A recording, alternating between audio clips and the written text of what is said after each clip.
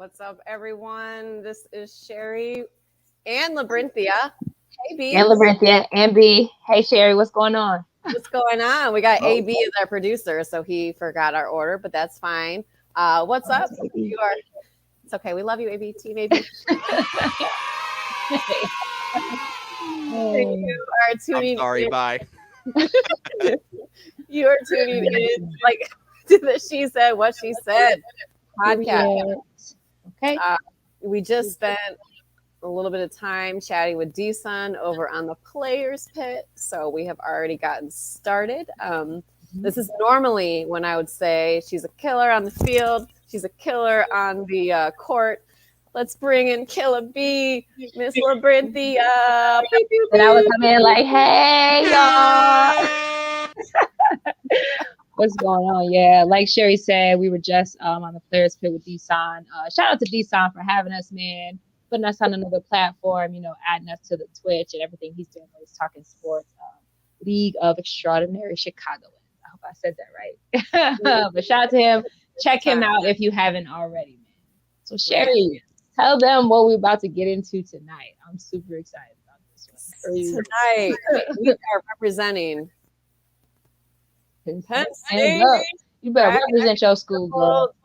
This school, the wall. We are bringing in my former training partner, who I used to get my ass handed to me because this chick was the 400-meter NCAA champion in 2008. She competed in the 2012 Olympic Games in London, not only in the 4x4, which they made the finals, didn't quite medal, but she also made the semis of the Open 400. So to say that she is fast as fuck would be an understatement. So without further ado, let's bring in Miss Shanna Cox. Hi, Shanna. Is she on mute? I think you're on mute. I was on mute. All right. Hey, Shanna, what's going on? How you feeling tonight? I'm feeling good. How are you guys? Fantastic.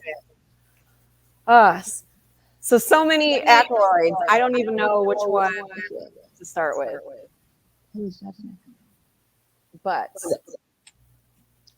we're getting a little bit of an echo, Sherry. Echoing. Yeah. Let me mute myself. Phew, come back. All right.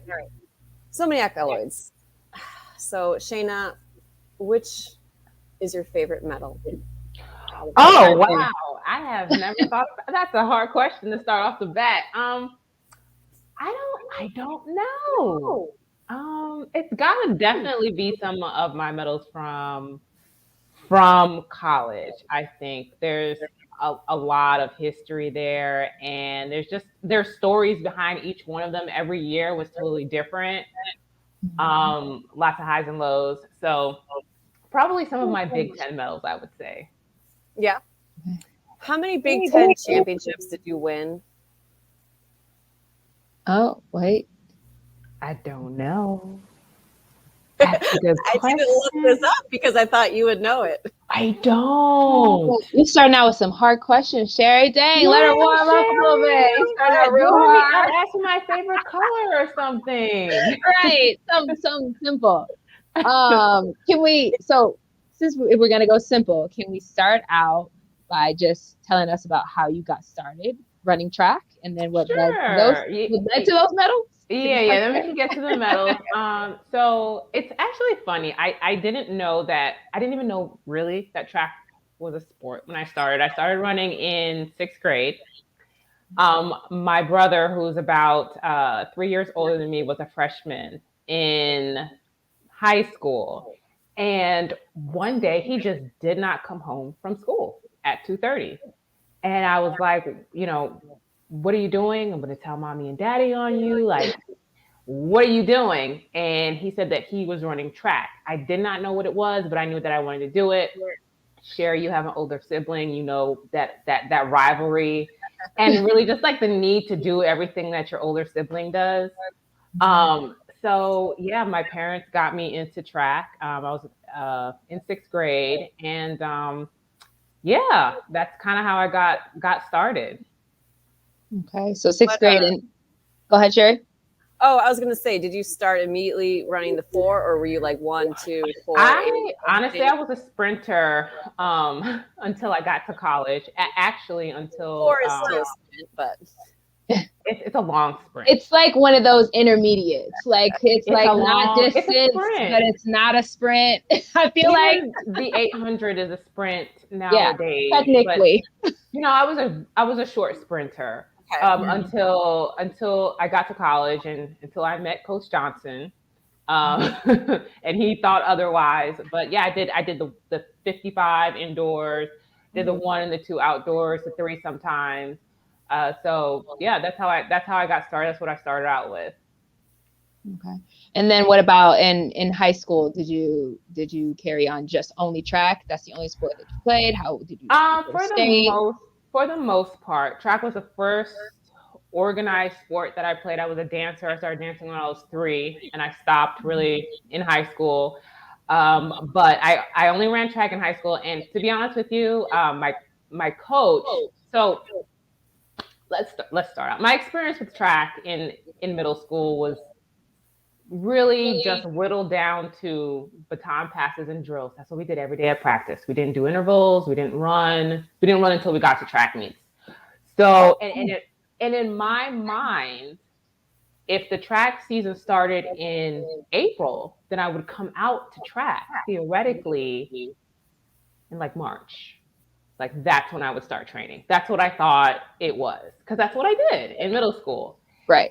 And freshman year, school year started, I would walk past the track coach every day, straight to the bus, got on the bus, and went home.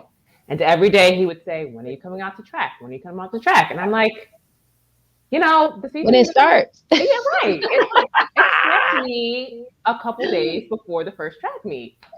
So eventually he did get me to come out kind of early, and that was like my first exposure to running intervals and even doing weight training and things like that. So throughout, through high school, I was still a short sprinter. Sherry knows because we ran together. I was hurt a lot. I was hurt. I don't even think I really ran much my freshman year. Well, you redshirted, didn't you? My freshman year of high school, actually, I chipped a bone in my hip. So I've got all these catastrophic injuries that just, don't happen to normal people. So I really kind of started to get going my sophomore year of high school. Okay. Sophomore year of high school. Gotcha. And then how did you end up choosing Penn State? Oh, that's a really interesting story. So, I had a couple recruiting trips to take. I chose 4 schools, I want to say, that I wanted to visit. University of Maryland was my first visit. University of Miami was my second visit. University of South Carolina was my third visit. I went to Penn State on my 4th visit, and my 5th visit was actually supposed to be University of Texas. And the last minute, I decided not to go because I was exhausted from traveling on the weekends and still, being a high school student athlete. It probably helped that my brother, my older brother again, went to Penn State. But I enjoyed all of my recruiting trips. But my trip to Penn State was really special. The team was amazing. There's a brilliant coach that recruited me, Jeff McCauley. And I fell in love with the school, and my trip was totally different than all of my other ones. I felt actually like I was on the team when I got there, from the moment I got there. Who was your host when you came? Connie was my host. Okay. Consuelo Moore, another Olympian, great Penn State athlete and Olympian. I actually had gotten my wisdom teeth taken out. I don't know why. I thought that was a good idea, but 2 days before my trip, so my face was swollen. I think I remember this. I was on narcotics like the first 24 hours. Drugged up recruit. On my trip, I just, but I still enjoyed it. So I think that speaks a lot to, my experience on my recruiting trip, because I still decided I wanted to go to Penn State. So. Gotcha. And as you could tell from the school she listed, she was a highly Sought recruited after athlete. Yeah. out of high school. I mean, you were like tip top name brand, nationally ranked. I was blessed that I had some options. And it was difficult because, you know, I'd never obviously chosen a school before, a college before. And I really wanted my parents to make the decision for me. And I was like, just tell me where to go. But, you know, they were like, this is your first major life decision. And whether it works out for you or not, it's going to be on you. And you have to learn how to accept and embrace that. And so I did. I actually verbally committed to the University of Maryland. Oh wow. I did. And that was like one of the Very hardest things I had to do to call them and tell them that I wasn't, you know, I had changed my mind. After I went to Penn State, I was like, oh, you know, I don't think that's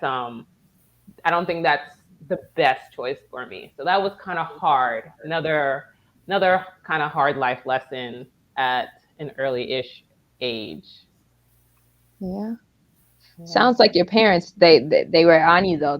Parents be knowing, man, don't they? The parents know, you know, they know, you know. They know when to help, when not to help. They know when to make you make a decision. They know when to let you make the decision, man. Did your parents go on your to the parents? They did. My parents went and my youngest brother went, and they wanted me to go to Penn State. They just didn't tell me that until after I made a decision. I'm from New York, and it was touching distance from New York. They could pop up on me if they needed to pop up on me. Sure, they love that. And they sure did, at least once. Yes, they sure did. But it was far enough away that I felt like, you know, I was having a real college experience. So, right. My parents actually came on none of my recruiting visits with me. Same. I went for myself. They just dropped me off at the airport and were like, "Bye, have fun." Really? Yeah. Oh my gosh, they threw you to the bulls. Yeah, I actually went with my high school coaches. Okay, that's good. So I had my two male coaches with me, but my parents did not come to all of them. Wow. So, yeah. I mean, it's a lot to ask. Two of my visits, I stayed with former teammates because, like, my high school team and club team were really good. So I stayed with Brooke at Penn State. I stayed with Marilee at Cornell. So it wasn't necessarily, but yeah, I mean, I just like landed in, you know, Pennsylvania to go to my trip to UPenn, like just looking around for coach, like do. Man, I don't know if I'd have went by myself. Yeah, they had never set foot on Penn State's campus until I committed, and then when they drove me out there, they were like, they needed you to make that commitment before. Before they saw. They were like, it's all up to you. You're 100%. And my mom tried to do this whole thing of like, oh, you have to be within driving distance. And I was like, well, if I go to Tulane on a full scholarship, it doesn't really matter, does it? Look, do. Obviously, that I ended up not going to Tulane. I went to Penn State. So. I'm glad that you did. Right. I'm glad too, because this little thing called a Hurricane Katrina would have put a little. Yeah, that would have been pretty bad in my senior years. Mm-hmm. Yeah. I saw that your parents are British. Actually, while we're on the topic of bringing our parents, so have you been back? Have you? Yes, I actually lived there for a while. My grandparents lived there. My aunts and uncles lived there. Actually, just before we started this, I was talking to my husband about a trip that I'm supposed to make there sometime soon in like the next couple. We got some eyes there. Okay. And buddy, and I told him that the very first podcast, I said, "This is not my government name." And I told him if I see him comment live on a show, because he watches the recording, I would tell him the government name. So I won't do it live. And good thing my mom doesn't watch it live. She watches recordings too. Shayna knows it. We'll be messaging Aunt later and telling him my government name. Gotcha. Anyway, let's go back to about your husband doing a little trip. Traveling. Yes. No. Yes. So I have been back to answer your question. I did live and train there for a while, and a good deal, probably most of my family still lives there. So, okay. So how did your parents end up in New York? I saw that you were born in Brooklyn, but you grew up in Long Island. Yep. Okay. My dad, after I think what is the equivalent of high school, moved here. Him and my mom have actually known each other since elementary school, I want to say, middle schoolish. Okay. And Okay.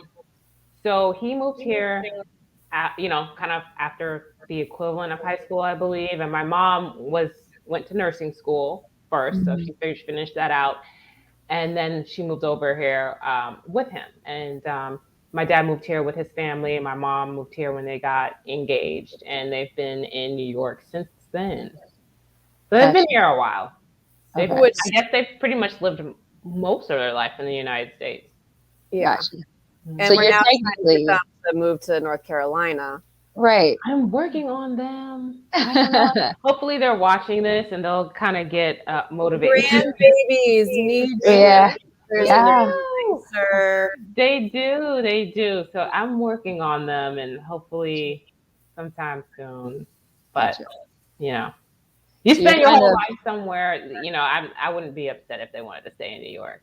makes sense. Yeah, Yeah. because you're kind of like a New Yorker too, right? You I spend a mean, lot I of time consider there. myself to be a New Yorker. Okay. Okay. You know. So, Yeah. Gotcha. Gotcha. Gotcha. So So you competed for. Oh, go ahead, B. no, you got it. You got it. Go ahead. Okay, I I was was gonna about to get say. into that. Yeah, I was gonna say you competed for Britain I at did. home in London. How I did. is that being part of the home country? And how did that work? Since like, aren't you technically a U.S. citizen? So I You have were born dual here. citizenship. So technically, Okay. so I'm a dual citizen. I have two passports, Mhm. and so I did compete for Great Britain for the 2012 Olympics, and it was.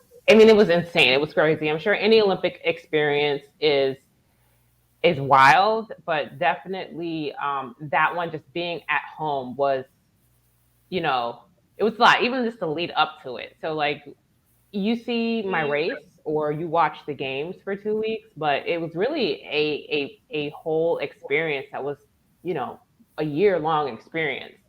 And it was just insane. It was crazy when I mean, you guys know when you have a crowd cheering for you, Hmm. it's like there's this extra adrenaline rush. But when you have an entire Olympic stadium and you know you're hosting the Olympics, it's Yeah. a different it's a totally different experience. There's this when the crowd starts to scream and the crowd starts to yell, there's this adrenaline rush that comes over you, and even like before your race, because you know how they do, they announce your name before the race starts. You really have to like take a minute to take it all in and enjoy that couple seconds of that experience because you're never gonna have that again. Um, and then you have to kind of like you know tamper it down, And focus. bring your heart rate down, focus on the race that you have to run. So it was great. I really enjoyed it. And you made the semis of the individual four. Semis of the individual four, and then the final of the 4x4. Hmm. Mm-hmm. And just ask the question: what are their minimum requirements? Just dual citizenship. So as far as what was your process to getting onto the Great Britain team? Yeah, it was So, citizenship to be eligible. right. So citizenship to be eligible. I can't tell you what the requirements are because, like I said, my parents are both British. Actually, my older brother was born there as well. So I kind of just fill out the paperwork to get my passport. Like you would fill out paperwork to get your passport in the United States. I'm assuming the requirements are very similar, just to get a passport. You know, Right. Mhm. birth certificate, parents' information, that type of stuff, and lots of letters, lots of letters and signing things, and then I was able to get my passport. Once I got my passport, it was a lot less complicated. Hmm. And does Great Britain have Olympic trials like the U.S. and most countries have, or is it just a selection committee? No, they do. It's slightly different. So in the United States, you go, you run, top three make it. That's it. Hmm. There's nothing to talk about, argue about, interpret. It is what it is. There, how it's been for at least the years that I competed was that the top two make the team, and then the third person is up for um, I guess a conversation is had and a group of people or committee will decide who that third person filling that spot is. So it's not as cut and dry. In the United States, once the race is finished, you know who's on the team, barring any other circumstances. And in Great Britain, it's just, it's a little different in that way. That can definitely lead Gotcha. to a lot of controversy. Yeah. Controversy, it's stressful. The trials are stressful in and of I bet. themselves.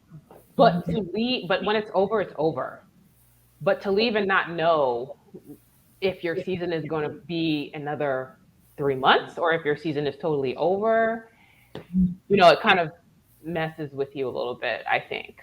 Yeah, that's Is that the biggest difference between US and Britain?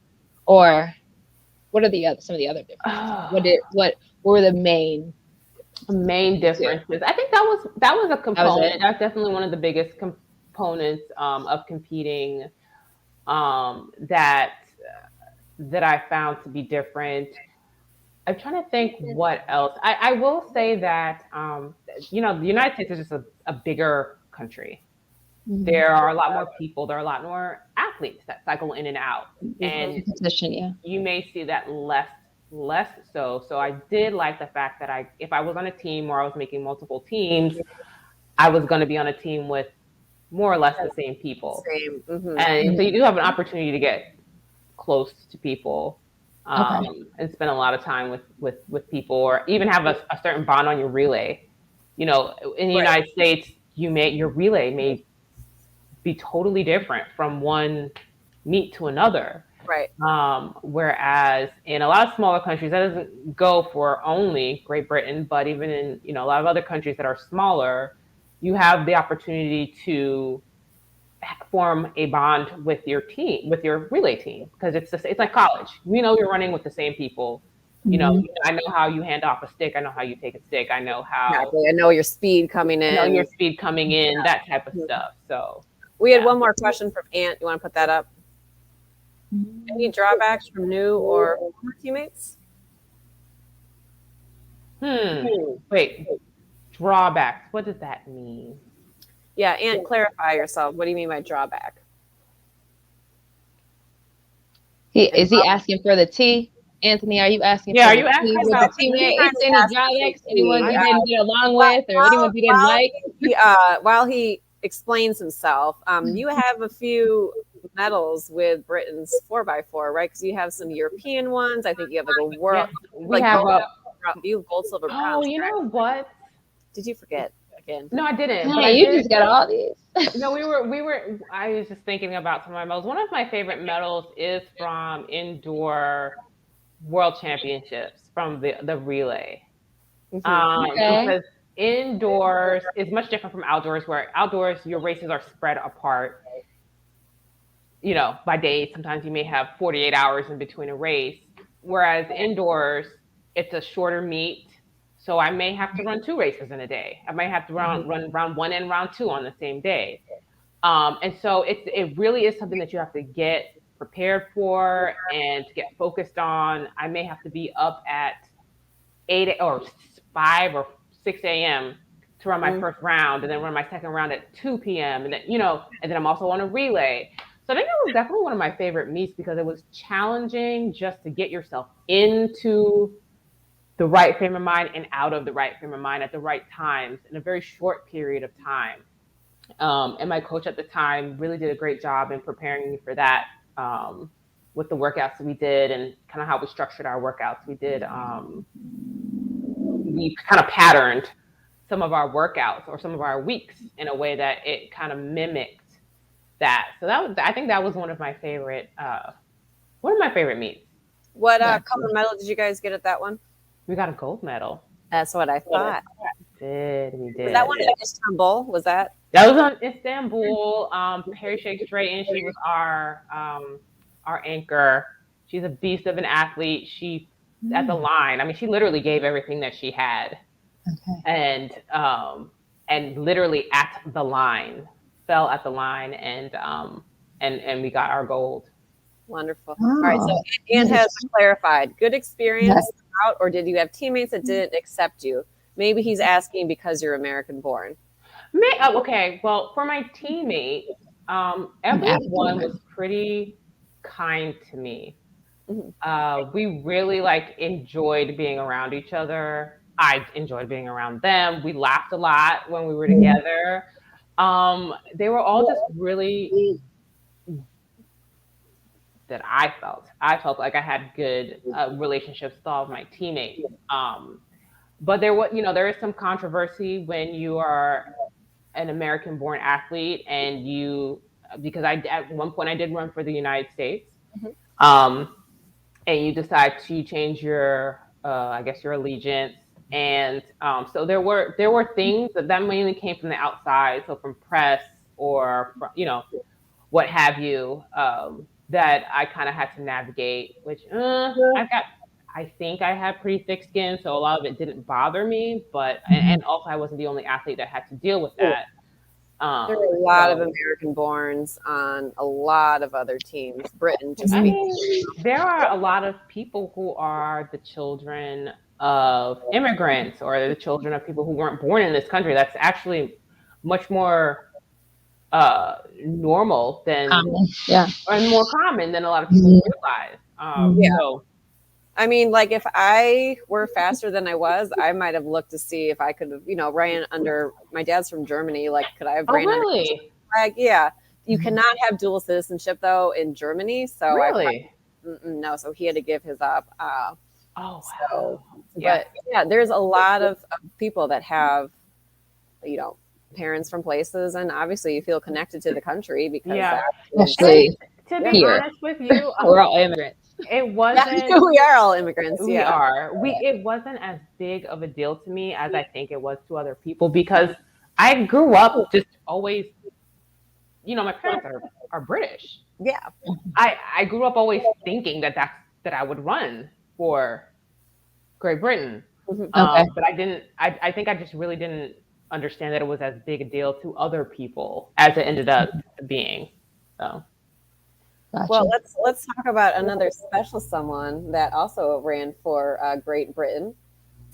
He's probably in another room right now, and that would be your husband, who you met running. yes, I did meet him running. He went to Wake Forest Okay.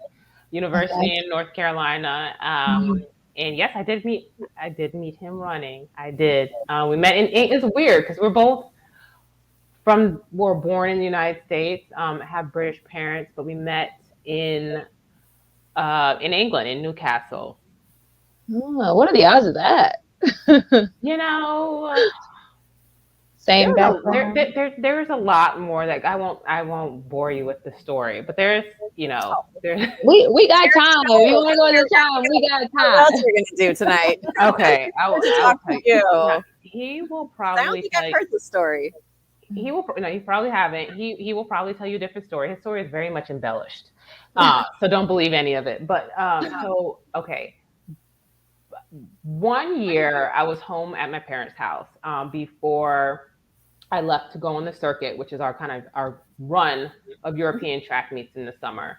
Mhm. And my mom had said to me, "Do you know his name is Michael Bingham?" She's like, "Do you know who Michael Bingham is?" I was like, "No, I don't know. I don't think I know who that is." She's like, "Well, I read an article on him, and he seems like really nice." She's like, "I think you should get to know him." I was like, "It's kind of weird.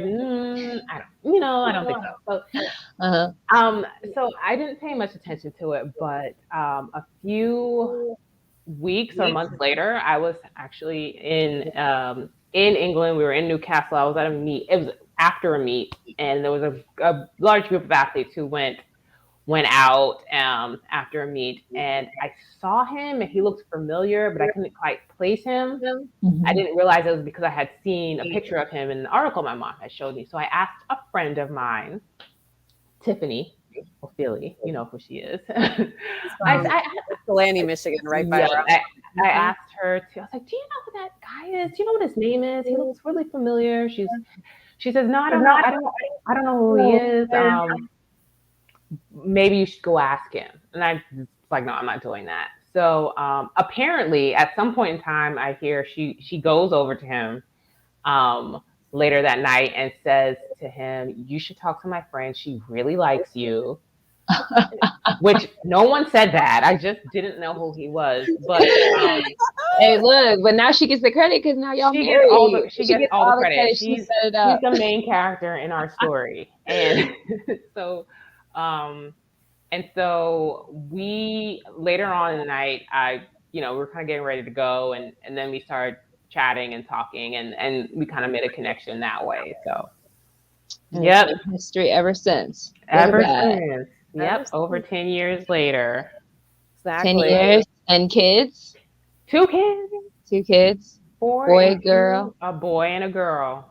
Yep. Girl. Yeah, the last Yeah. time we were talking about last night, the last time I actually saw Shayna, thanks COVID, was when she was quite pregnant with. I was very pregnant. I was huge. I was like waddling. We were walking around DC. I was breathing heavy. And I kept saying, "Go ahead, leave me. Go ahead, leave me," because I was walking so slow. It's fine.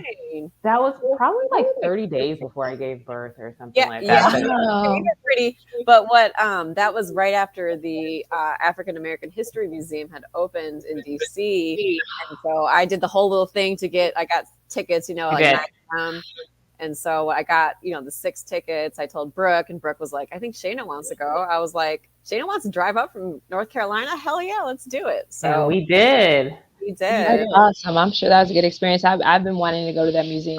Oh my God. I recommend it. Take a couple of days. So emotional. Mm-hmm. I think I apologize on behalf of white people like the whole time. Oh, Sherry, please. I'm sorry. So you're an apologizer. Right. But I mean, just going through it, I'm like, ew. Yeah. It's hard. It's really the Emmett Till, I think. Yeah.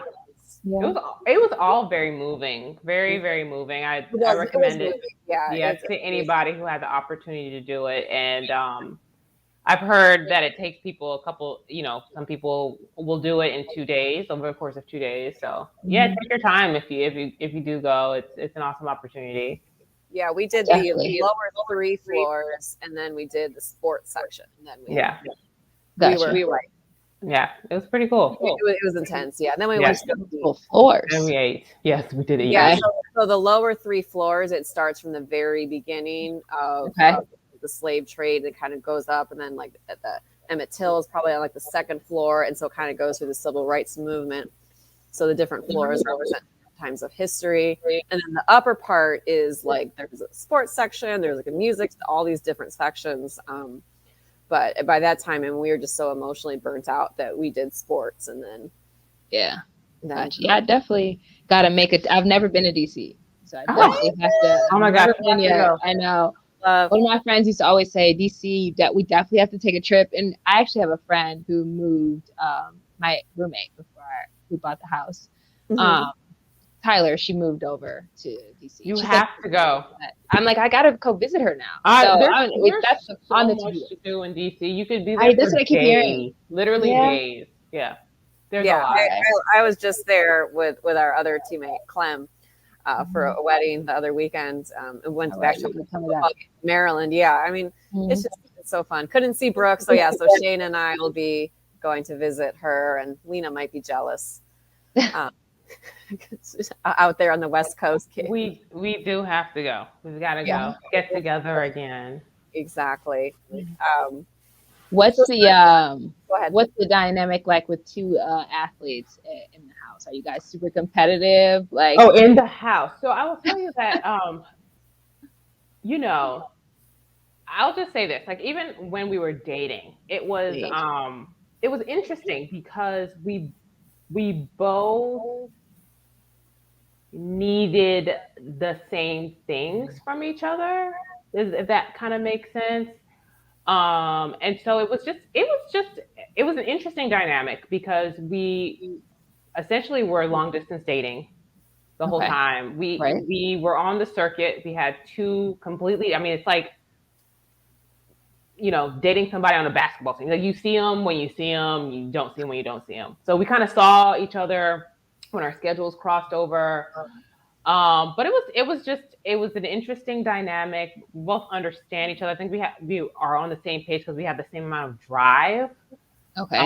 which is a huge deal. And we think very similarly. Like, okay, what is the you know what's the most that I can achieve? Let me go for that. There's nothing that's stopping me from doing that. I just need to put everything in place in order to do that. So we both are very highly driven individuals. So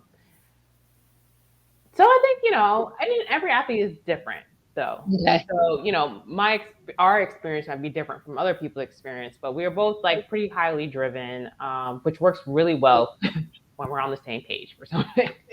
But when we're like going in two different directions, we both pull very hard in those two different directions. So, but I think, you know, even though track is individual, there is a team component to it. So we both do understand the benefits of being on the team, being on the same team, and working towards the same goal, even if we work towards that goal in two different ways.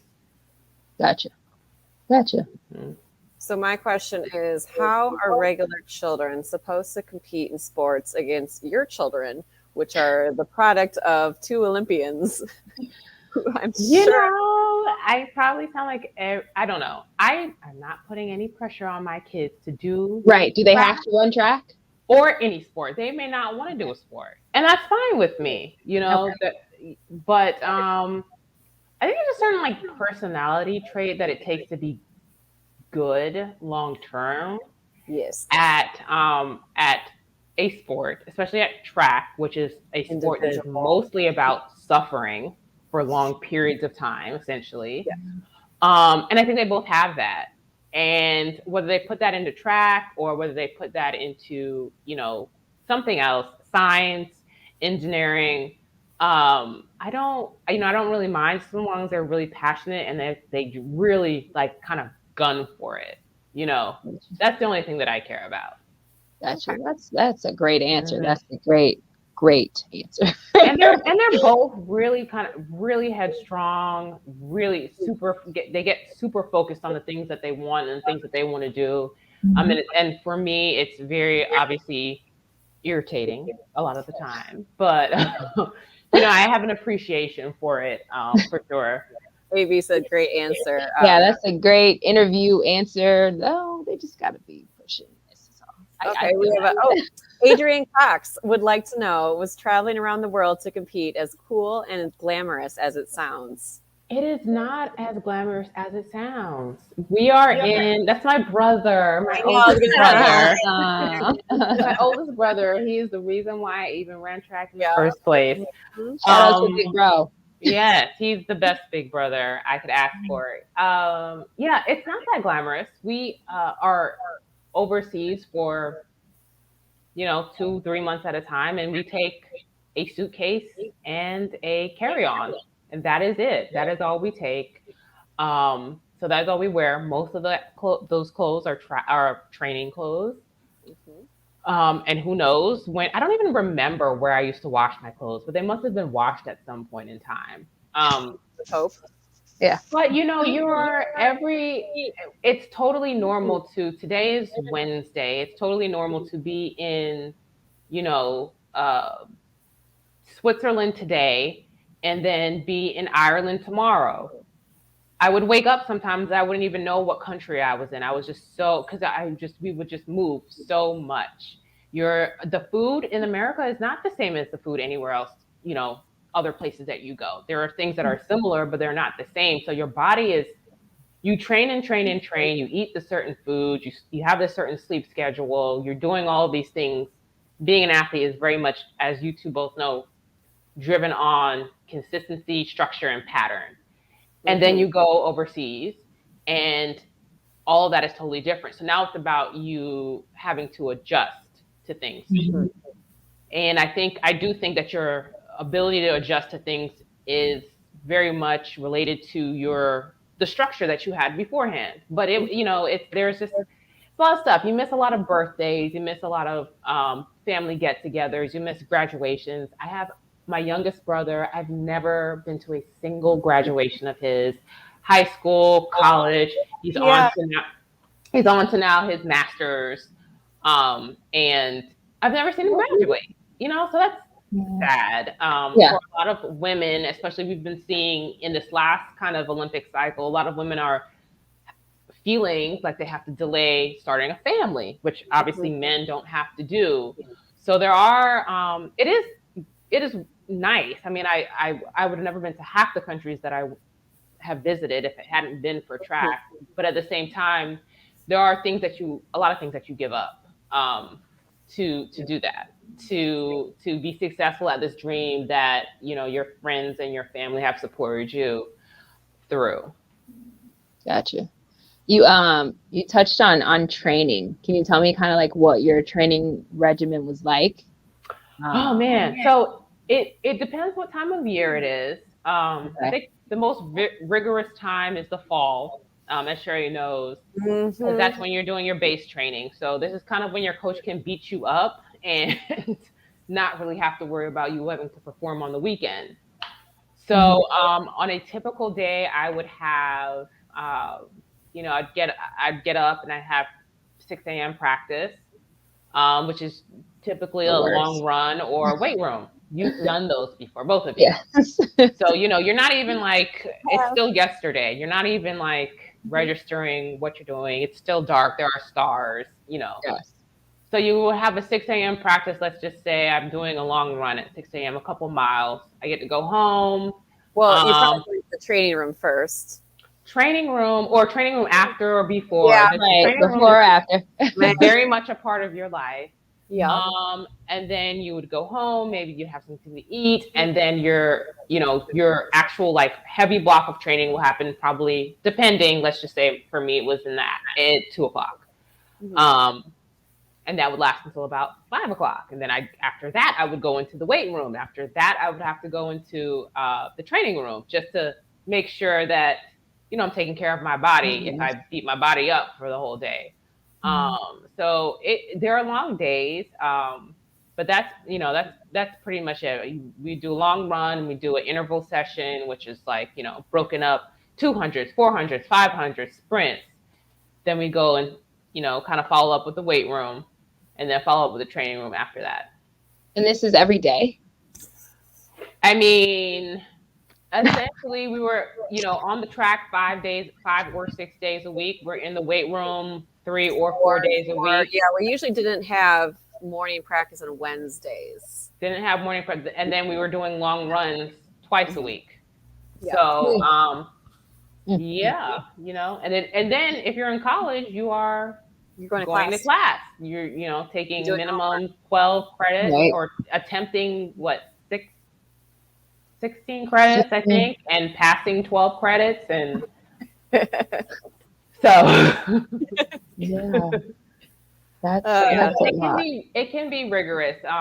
There are definitely many times where I was a student athlete, but I did feel like I was an athlete who was, going to school extracurricularly, for sure. I did feel that way. So definitely know the feeling. Definitely.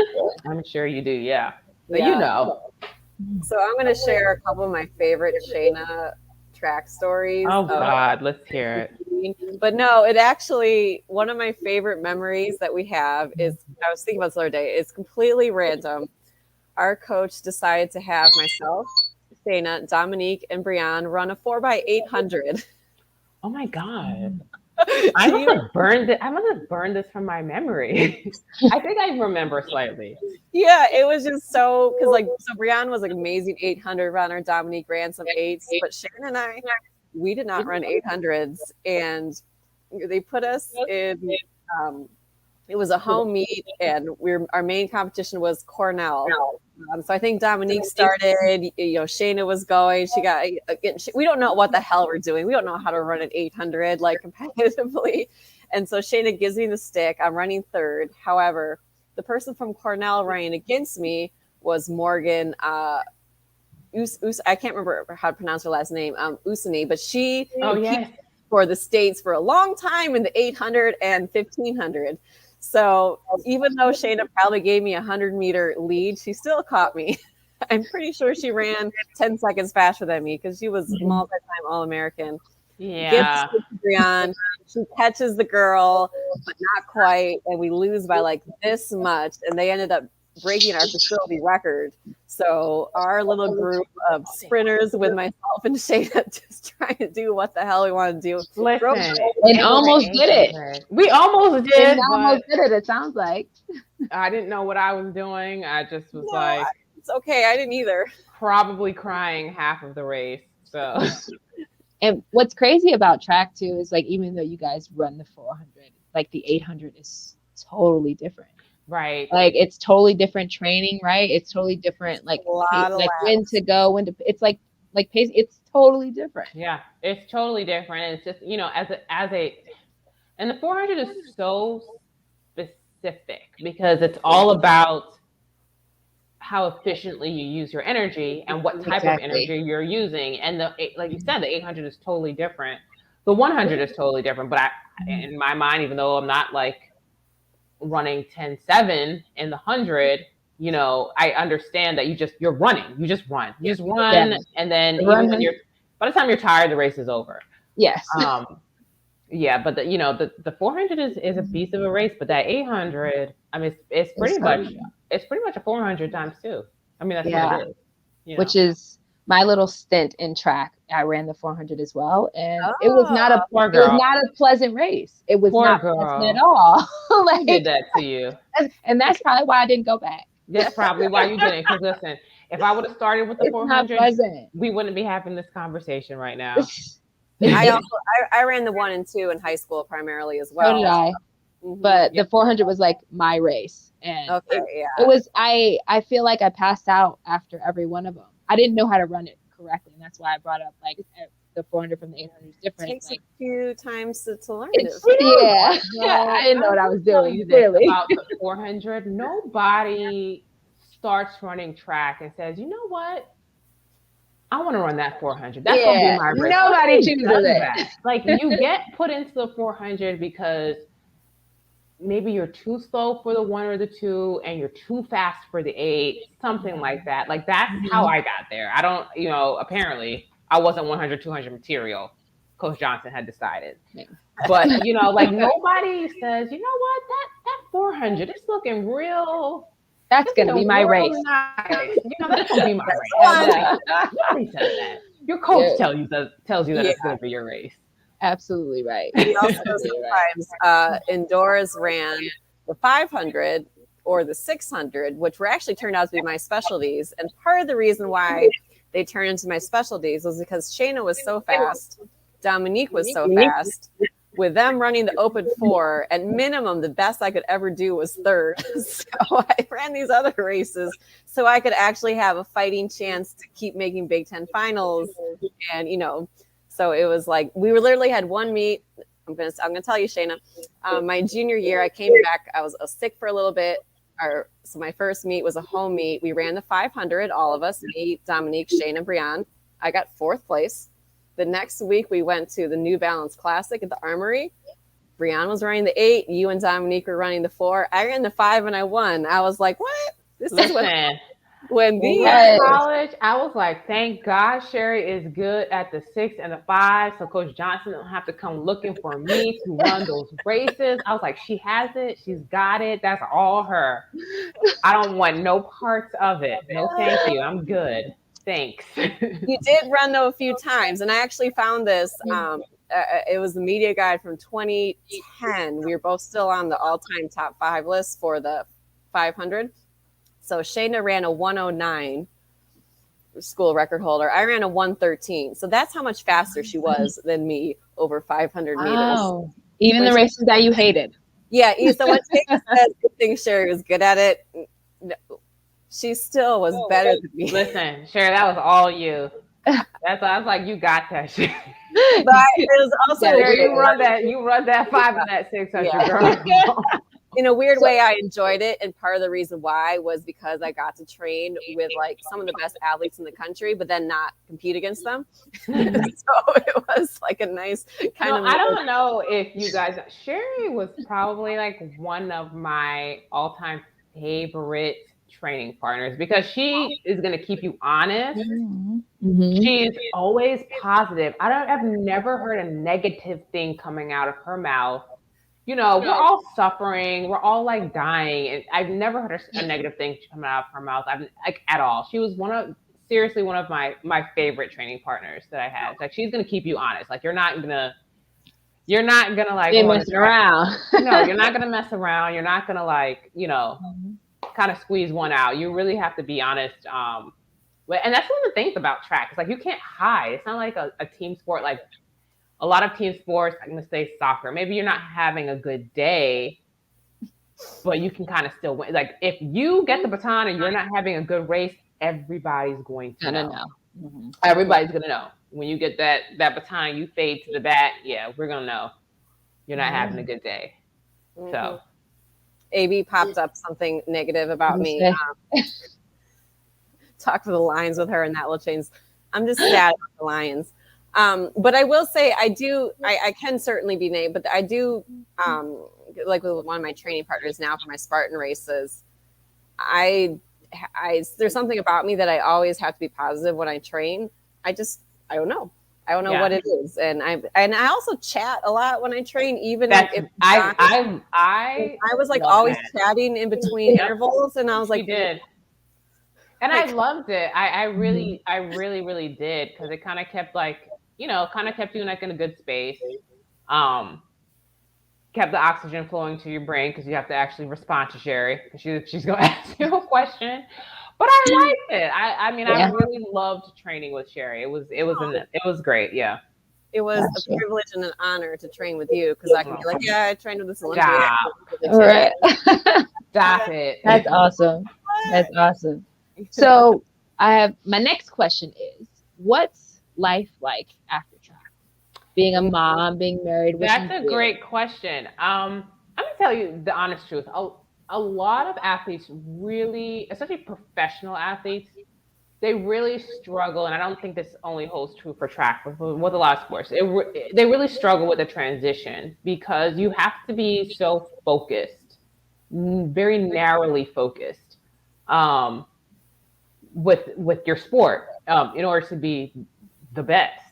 Mm-hmm. And it's very difficult for some people to see themselves as something other than an athlete. And I do believe there's a lot of people who for a long time don't think that they can be something other than an athlete. And so when they're faced with a situation where they can't be an athlete, that's very difficult for people to kind of accept. And I had a lot of people telling me that if I was making plans for what's going to come after track, then I wasn't focused on track.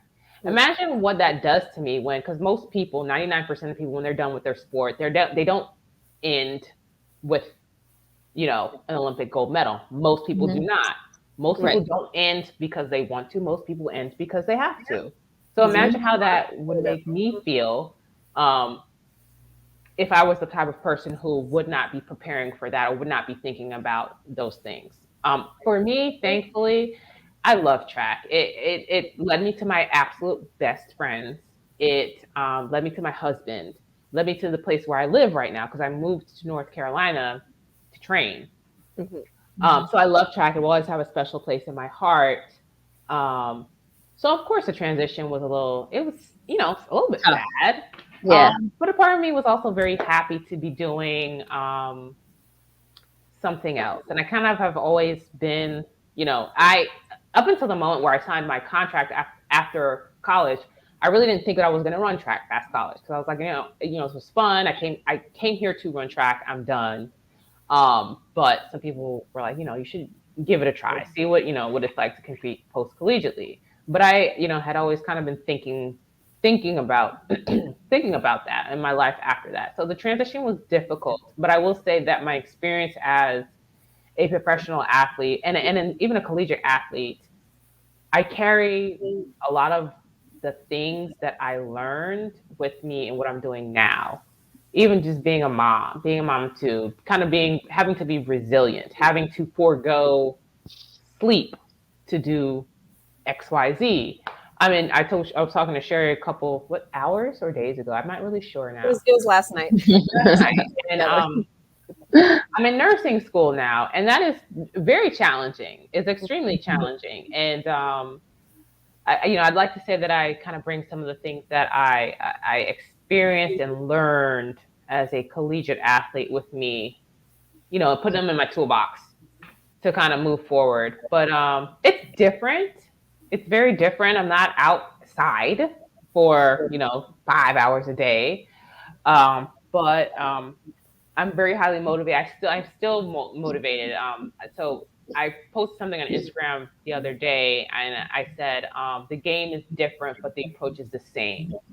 What you're doing is different, but the way you approach it is what you're doing is different, but the way you approach it is the same. And I will, I was good at track, not just because I was good at track, but because of my mindset and how I approach things. And I kind of try to take that with me with whatever else I do. You were passionate about track, and it showed.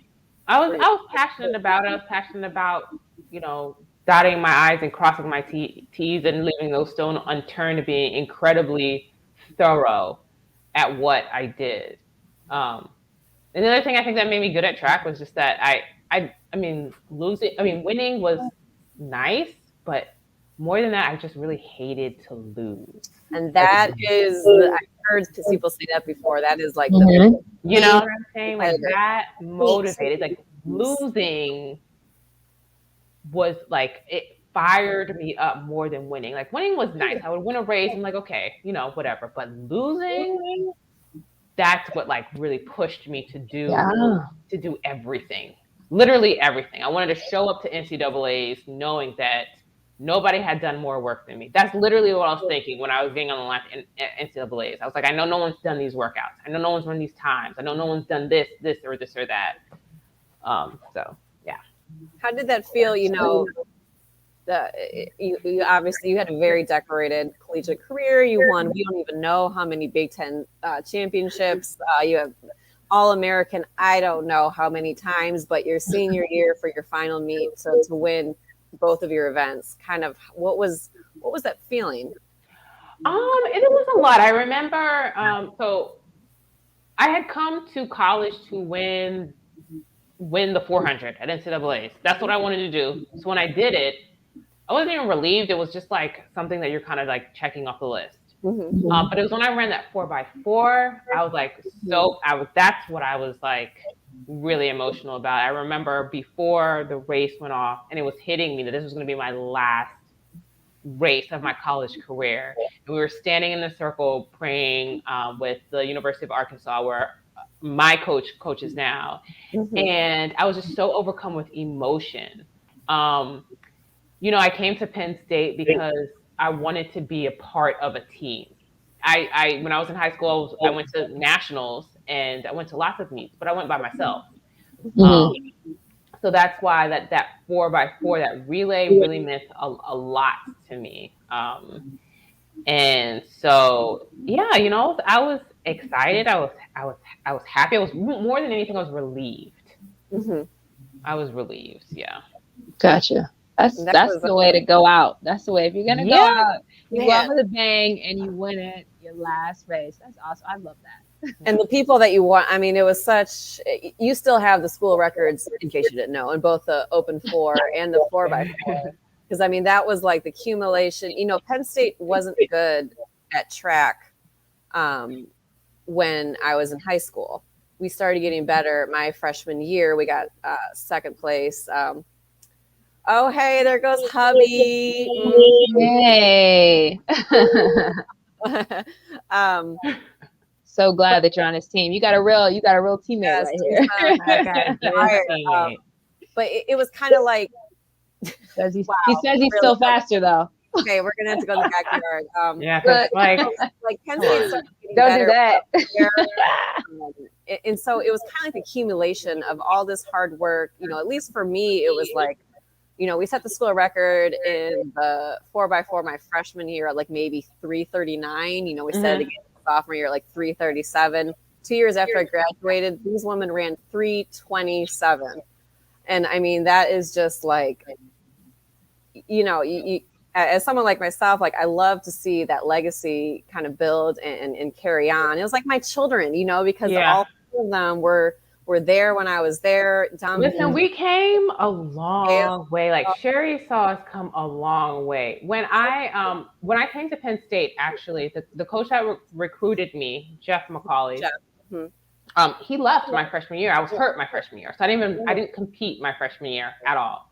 Mhm. And I chose Penn State because, I chose Penn State. I chose the school. I chose the team. I chose the coach. So when he left, I was like devastated. You know what I mean? Um, and then that's when Coach Johnson, came, and I was committed to. I was like, listen, you're here. You didn't recruit me. You know, I didn't pick you as a coach. Like I I was had like, to deal with it. I'm gonna make this really hard for you. But I think something he's obvious. I love him to death now. I talk to him all the time. He is still my coach. I mean, I talk to him about everything in life.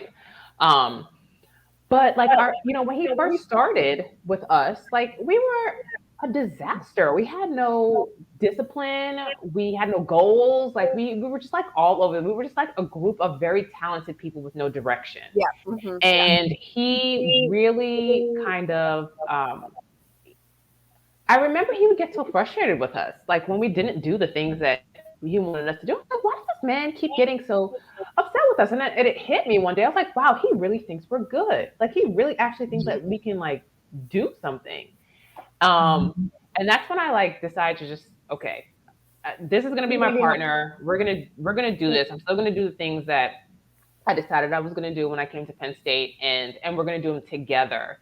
And so Sherry knows like we've gone through like this journey, having him as our coach, and he's an amazing coach, an incredible coach, the best coach I've ever had, and he We were his first coaching job. yeah. He had been a volunteer assistant, and I remember you probably talked to him over that summer too, because I was like, I really love Jeff. Like Penn State is, it was a harder transition for me, so I was like thinking of transferring.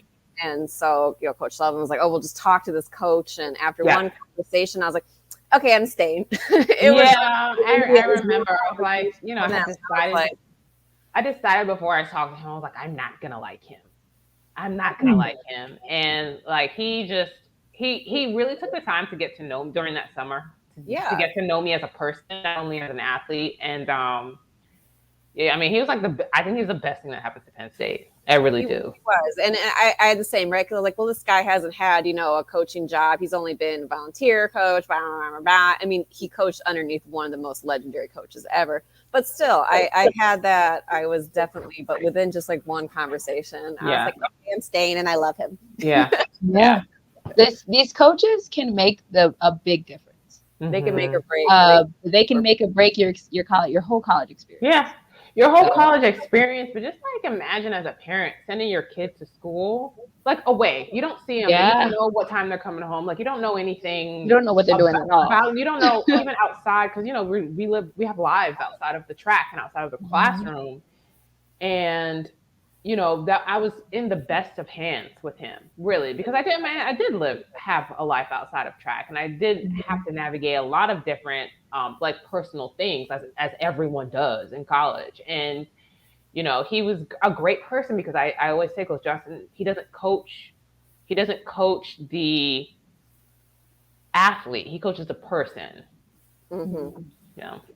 We just had a comment pop up saying, "Love the direction this podcast going," and thank you. Thank you. We appreciate that. It's been fun. I'm enjoying it. I mean, what's better so Shanna, what is, besides winning NCAAs, I talked about our 4x8, I talked about your 500 time. What would be like a story that you loved about your time at Penn State and track?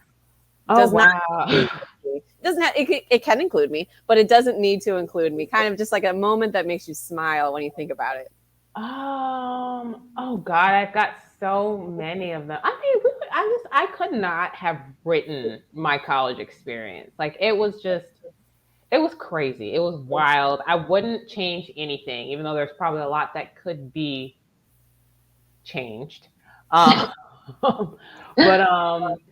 yeah, oh God, what is one thing that I remember? Just traveling together, traveling with people, and our actual traveling, like staying in hotels and traveling on the plane and kind of all of that, we just had a lot of really good experiences, and we got really close to each other in a way that showed, that manifested itself on the track, I think. Yeah. You know? That's the funnest part. That I feel like the traveling part is where you form the bond, and that's when Yeah. your team becomes your family. Yeah, Like, yeah, you travel exactly. together, you go out, you're always having dinner together, you're in the hotel, you're playing games when you have downtime. So I Yeah, definitely would agree with that. Traveling is yeah. one of my favorite memories. We You got know, stuck in Dulles Airport once for 6 hours because the bus went to Baltimore. is that And when we then had to the do a bus, workout? We had to do a workout at the In the airport? airport? Yes. yeah. Yes. And we What? outside in the baggage area because we'd already gotten our stuff, and then the bus was at the wrong airport. Yep. And Yep. I said I was going to rent a car, and Coach Johnson said if I didn't take him, he was going to kick me off the team.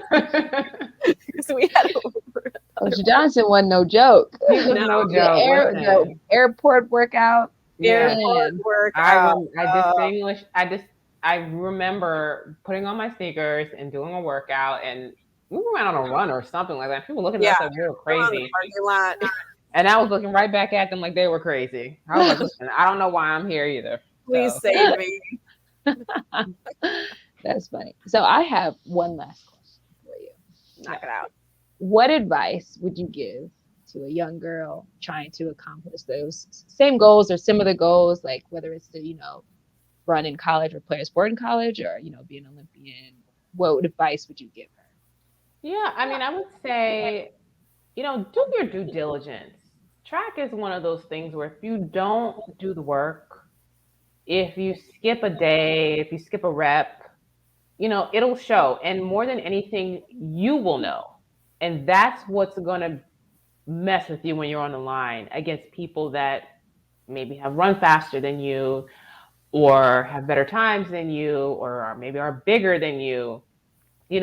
Put in the work, dot your I's, cross your T's, but also be kind to yourself. That's really, really important. I think for me, what changed the trajectory, I remember the exact race that it happened when I was like, I have to be forgiving of myself. You know what I mean?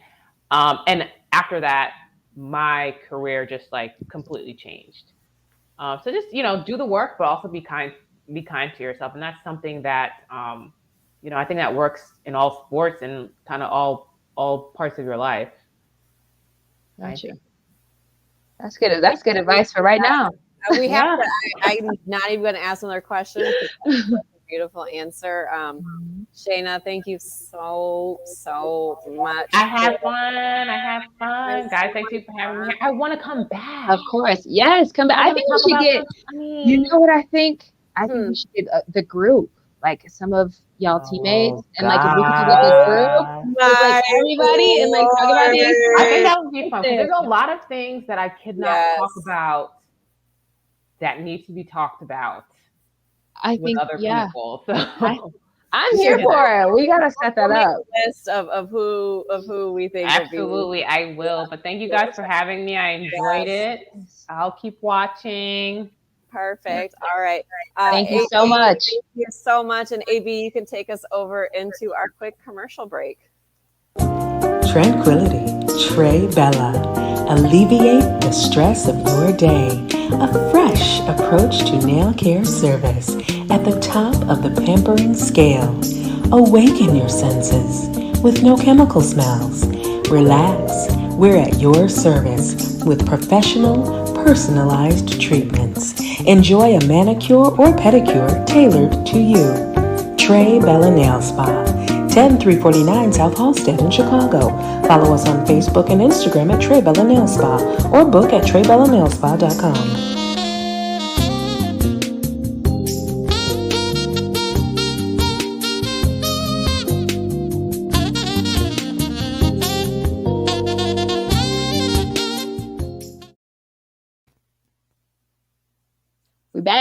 We back. Man, what a great interview. I had known that like the trials and tribulations of like being an Olympic like track runner, but like, man, to like actually get in depth in that's super dope. And like just the training. She said it's like, talk about rigorous training. Like, I've always known in track, like in college, I would see the track people always like with the ice on their legs after practice. And I was just like, that's just one practice today. But like multiple a day, like two times a day. Yeah. Training room 2 times a day, man. And we had fun. I love your idea to get the whole. So that's going to be dope. That's going to be a dope show. Oh man. She did bring up one thing that I do want to kind of touch on though. The transition after being an athlete. Yeah. And even like, especially a professional athlete, because, you know, the fans, the money, like it's your life, it's your everyday job. But even after college, I actually shared, I can't think of the NBA player right now, but I shared a post on Facebook where he talks about like going through a depression after, and because basketball was his everything in his life, and how he kind of dragged himself through that. And then it had me kind of like thinking about me, and I went through that same thing right out of college. Because it's like, let's be honest, we're spoiled as athletes, as collegiate athletes. Yeah. Especially when you're doing well and you're at that high level, you're spoiled. You don't even know what the word no is anymore. Your whole life is centered around this one thing that, you know, you're great at and everybody loves you for. And then all of a sudden it's done. Yeah, I know. I would tell people, like, I was paid 40% of my college tuition was paid for me running around an oval counterclockwise one time. Listen. Right. I mean, just to have that like type of like, whoa. Yeah. I went through, it was a very rough transition for me. I definitely used track as something to focus myself on. And once I didn't have that thing to focus, that thing to keep me in line, I unraveled. I ended up, I would say about a year and a little bit after I graduated, I actually ended up in a psych ward of a hospital. And I was actually given, I received a couple diagnoses of, I do have a couple of mental health conditions that, you know, were there, they were underlying, but track just kind of held it in. And without it, I kept you together. Completely unraveled. I lost like 12 pounds in like 2 weeks off of my frame. It was bad. Like I couldn't eat, I couldn't anything. And so it was, when I say that, I had a very hard transition. And it was hard to get myself because it was like I had to deal with everything that I had pushed back for many years, right? Because I had track, right? That was my thing. That was my drug, my therapy. That was everything I needed. And once I didn't have that anymore, I did not know where to turn. So yeah, I mean, you know, it's great now that people are talking a lot more about mental health, because back in 2007, going to the psych ward and getting put on psychiatric drugs was not really something we talked about a lot. You know, some of my closest friends knew, but it was still kind of like, there's a part of you that, and it took me a couple tries too, like to even find help, right? Because you try to go to a doctor and they're like, oh, I had a doctor tell me you're just homesick. I was like, I've been living away from home since I was 17. Like I'm not homesick. Like, right. You know, there's something going on. And so now I love how people are talking about how hard it is now. I love like the focus, because it is hard, but it's a lot easier to talk about it when other people are. Because like now I could tell people like, yeah, I take medication that I'll probably need to take for the rest of my life. And it's not that big of a deal. But back then it was kind of like, almost like a personal failure, kind of, that you had to accept that, oh my God, I'm gonna have to take this medication forever and ever. So yeah, it was very tough. I'm glad you pulled through that. And I actually really appreciate you sharing that too, because like you said, mental health is not something we talk about at all. Like, especially like us athletes, like you keep it moving, you tough it out, and then you play the next game. But like you said, when you don't have that. Yes. Okay. Endure. Yes. You want to guys. That book. Oh man, I was actually, I need to get that book. He has gone through hell. But yeah, it's just you try to tough it out, and you don't get the help that you need. So like I said, I appreciate you sharing that. course. I'm glad you got through that. I went through the same thing, and I think I didn't go to the doctor or anything, but I'm pretty positive I was depressed. Yeah. Just depressed, working a regular job after college, and I'm just like, is this life? Like this is, and you have all these such good years of like playing sports and doing the thing that you love the most too. Mm-hmm. And now it's just like I have to go to this job that I hate. I was back at home and I hated being at home. Not like I love my family. But yeah, I Like mean, in this small town that I came from where there's like nothing to do. It was just it was tough. So I definitely know the aspect of like, and then I was always questioning is like, can I do anything else? Am I like, what else can I do? Am I just an athlete? Am I just a basketball player? And then I obviously found, went overseas. Like I got depressed quick. I was only out of school a year and then I went overseas. But then that's the same thing after that stops. It's the same thing. Like you're back to square one. You're like, okay, I'm not doing that anymore. And overseas is she also touched on traveling and being away from your family, being in different cultures. That is tough. So no matter how you spin it, I mean, when you grow up in one place, that's your culture. That's what you're used to. That's where your people are. That's where the heart is. And then you're doing all this traveling, and it's different languages, different food. It's a different time. I used to have to stay up to like 4 a.m. just to talk to people on the phone because there's like a 5-6 hour time difference. Yeah. Different TV show, just it's different, and it's lonely, and it's it sounds glamorous. It sounds a lot more glamorous than it. And not that there aren't any perks, of course. Like, yeah, obviously, people traveling, getting to know about another culture, but we don't talk about enough how the not so glamorous side of it is. I'm definitely glad that we touched on that. And the mental health aspect of it, especially in the Black community. Mental health is it's like foreign to us. It's so new. So I love that we are definitely starting to speak on that now, and just to like share our stories so that people know that no one's alone, and that this is the same shit, different time. You know what I'm talking about? Like. Yeah, I love, I think Dedrick shares it, Marcus shares it, like some of the guys in our network. A lot, especially the men, because I really it's hard for them to talk about they feel it. It's hard for them to talk about their feelings. So when they are, I'm just like, even D-Son, like, shout out to D-Son. Shout out to D-Son for having us on tonight. But he's always, sharing stuff, even about like things going on. D-Son's always like sharing his opinion, voicing that, and a lot of the men are engaging, and women too. But like, it's nice to see that the men, especially, because I feel like they don't get to express themselves often. Right. Yeah, it's like tough it out, especially as an athlete, right? You're tough. Yep. You're this. You're that. You're a man. You're a man. Be a man.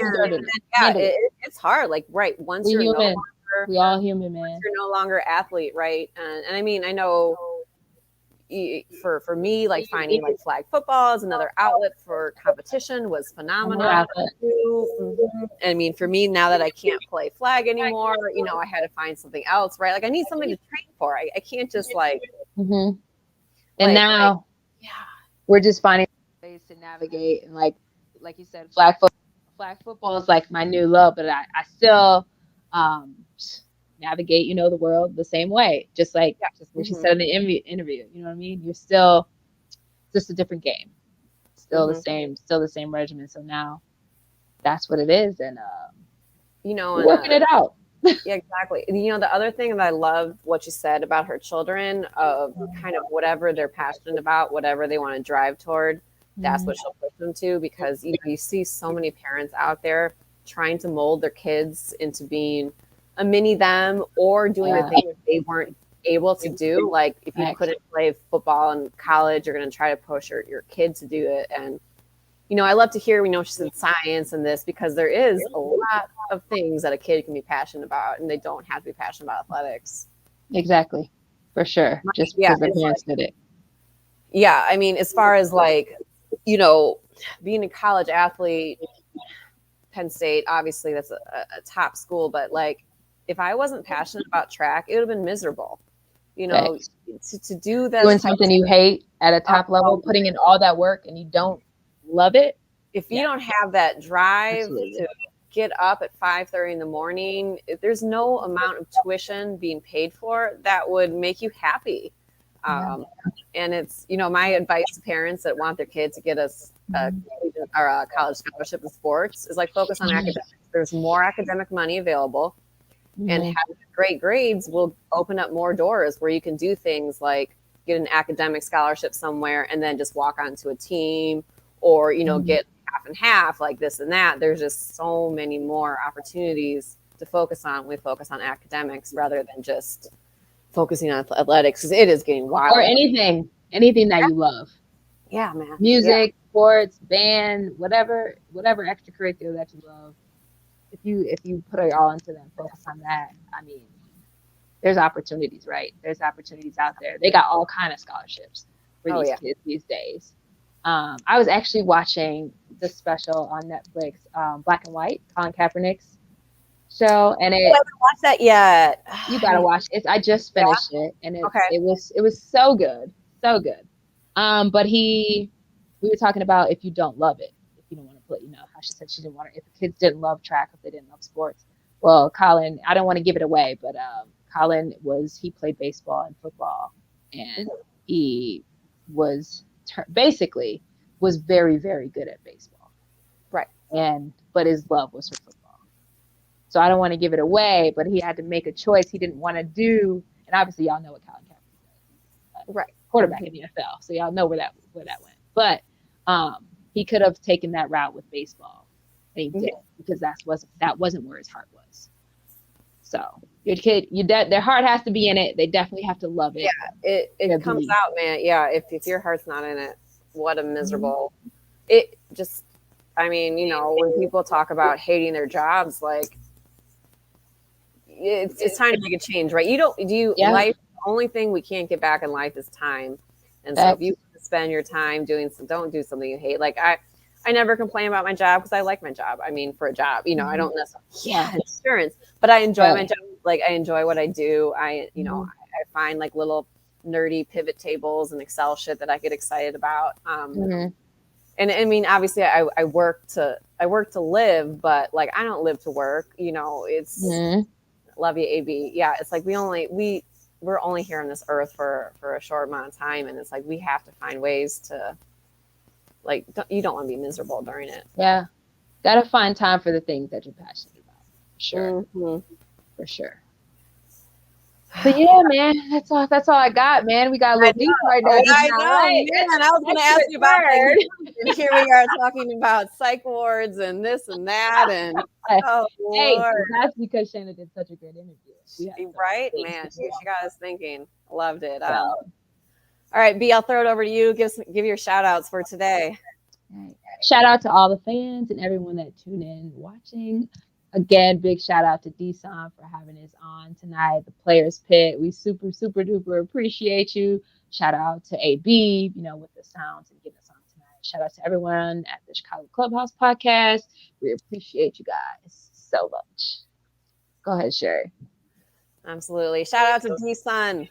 Had a great time as the pre-show, because we came on this show smiling. Exactly. Done, ready to go.